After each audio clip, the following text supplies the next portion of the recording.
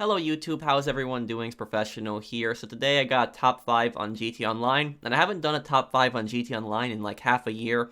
And the reason that I haven't done one in half a year is because there was just nothing to cover in terms of top 5s. I pretty much had covered everything that I could think of in the game. But since that we have a new DLC coming out, I'm going to do a video that I traditionally do right before a new DLC, where I talk about the top 5 things that should and shouldn't be in a DLC. These are things that I think should be in the DLC to improve it, and some things that I really don't want to see in the DLC. So let me know what you guys think of this. I hope you guys enjoy this. Top 5 things that should and should not be in the Cayo Perico DLC. Starting off at number 5, we have a good story and a good villain. Now, I've noticed a lot of people, they're posting comments, they're excited for the map, they're excited for the heist itself, and they're excited for new vehicles, but I haven't seen a lot of people talking about the story, and the story is really important, because think about it this way: if this story sucks, the heist itself is going to suffer because of it. Sure, the heist would have interesting gameplay features, but if there's not really a purpose to robbing a specific person, it kind of ruins the immersion of it. And what I mean by this is I really hope that El Rubio is this scary drug lord that the Newswire describes him as, because this man right here, this is apparently El Rubio, because in the trailer it focuses on him and the DJ says, we all have this because of this man here. And even the Newswire art has a picture of him on the front of it, so this is most likely El Rubio. El Rubio in Spanish means the blonde, and he's also blonde, so probably him. But I'm a little concerned for him because in the trailer we kind of see him like excited, kind of like in a party mood. And when you think of this big, scary drug lord, because the Newswire says that he is the most dangerous drug lord in the world, you don't think of this guy who's just constantly, partying, doing all of these things. You don't really think of that type. When you think of, a big, scary drug lord, I like to think of somebody like Sosa in Scarface, which I mentioned in my previous video. Like somebody that's like a businessman on the outside, but on the inside is extremely cold, manipulative, ruthless, and scary. So I hope that this update has a good story behind it. The story of how this island formed, how this island is run. It's some kind of resort. The Newswire also describes that. But on the other side of it, there's drugs. There's a lot of illegal things going on this island. Give us a good story behind this, and make the villain interesting, make the villain scary. I hope that the villain has another personality to him, which actually makes him kind of scary and intimidating, because think about it this way: if you have this really scary, crazy, villain, when you're robbing him, that's going to add a lot more immersion to the story and make it much more interesting. Next at number 4, we have side missions besides the main heist. Now I understand that the heist itself is going to be 95% of this DLC, but I would like to see other missions, side missions, that are not tied directly to the heist, that you don't need to start the heist to do these missions. And I would like to see these missions on the island. Maybe some new VIP work. Maybe they can make some new business battles specific to the island, and you could take those business battles back to your submarine. And then when you take them to the submarine, they automatically get taken back to your nightclub in the city. Maybe they could do some collectibles that you look for around on the island. And maybe they could even do some Martin missions. And from the board that we see in the trailer, it looks like this is entirely possible. Now we have Madrazo files on this board. I don't know if this is the heist payout itself, but we also have side targets. Madrazo is the big drug lord in Los Santos. Maybe he has an interest in us doing specific things for him on this island. Maybe there's specific things we have to blow up, specific things we have to rob. In the trailer, we also see this scene in which one of the characters is taking gold bars, and it appears to be in some kind of shack. It's not in some kind of, underground safe area where you would think that gold bars would be. This leads me to believe that there might be hidden collectibles or other hidden loot scattered around the island. And I hope this is the case. I hope that it's not just a heist, but I hope we have plenty of other side activities to do on the island. At number 3, we have no ridiculous paywalls and no pay cuts. And what I mean by this is don't have any pay cuts whatsoever in this DLC. Everything that we are currently making in the GT Online right now, the cargo business, the MC businesses, the Diamond Casino heist, do not cut anything. And you're probably wondering, why do you think that Rockstar might cut the pay on certain activities? The reason that I think this way is because this recently happened on Red Dead Online. On Red Dead Online, a lot of people were making a lot of gold bars for a year and a half on daily challenges. What happened was, if you had a consecutive streak of daily challenges for more than 21 days, you could keep that streak going for even years. And some people had over 300 days of a daily challenge streak. And what would happen is you would be making 0.50 gold per challenge in Red Dead Online.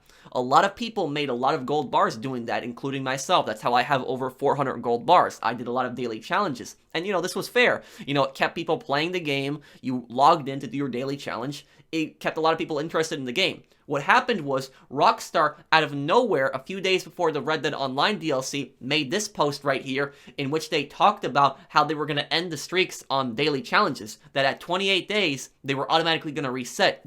This was devastating to a lot of players that had streaks that were going on for well over 300 days. And on top of that, they had the worst surprise for us when the DLC itself came out, because they had one part that they didn't even tell us about until the moment that the DLC dropped.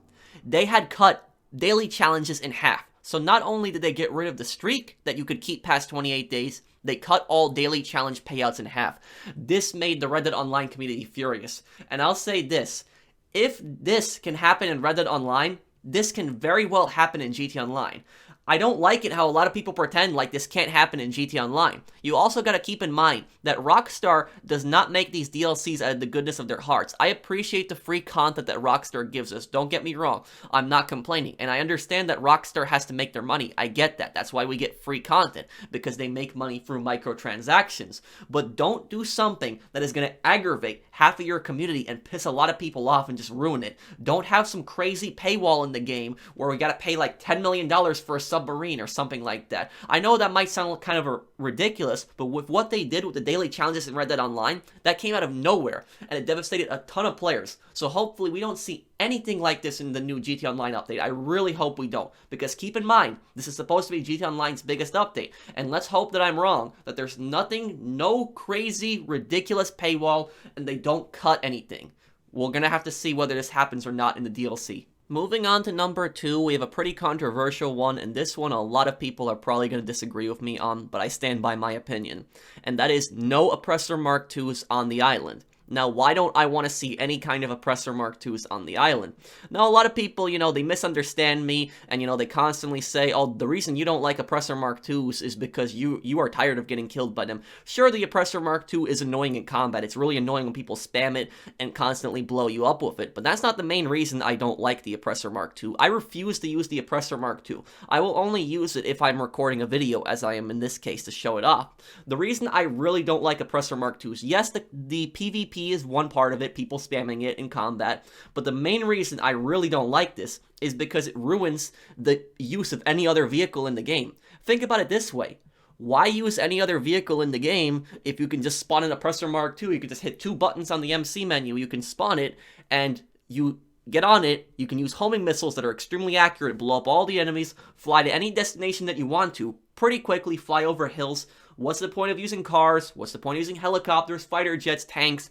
What's the point of using all these other vehicles if you can do everything with the Oppressor Mark II? And this is why I think the Oppressor Mark II has harmed GT Online the most, because people are so reliant on it. They use the Oppressor Mark II, and they don't use other vehicles as much anymore. And you don't have me as proof of this alone. You can just look in free mode lobbies. How often do people use helicopters as they did in the past? How often do people use tanks? How often do they use jets? I know there are people that use these vehicles, obviously, but before the Oppressor Mark II, people used other vehicles much more than they use now. And think about it this way, if they add these new vehicles like the attack boat, they have some type of new fighter jet in this DLC as well.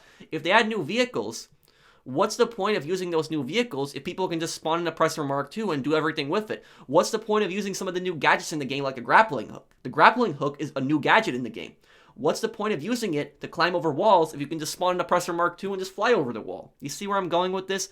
It ruins the immersion in the game, and I'm not saying the Oppressor Mark II should even be nerfed. Sure, I would like to see it nerfed also. Do something else about it. Maybe make it so that, people can't lock on to other player vehicles, but I don't even want to see it on the island. It should just stay in Los Santos.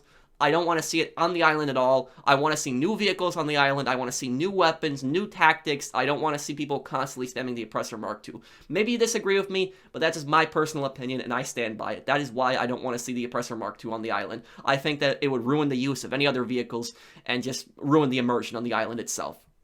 And the number one thing that this DLC should do is allow us to free roam the island without doing the heist. Now, this is probably the most heavily requested feature. I have seen so many comments from people saying that they want to be able to free roam the island without having to do the heist. And what a lot of people are concerned with, including myself, is that this island is only going to be limited to explore during the heist.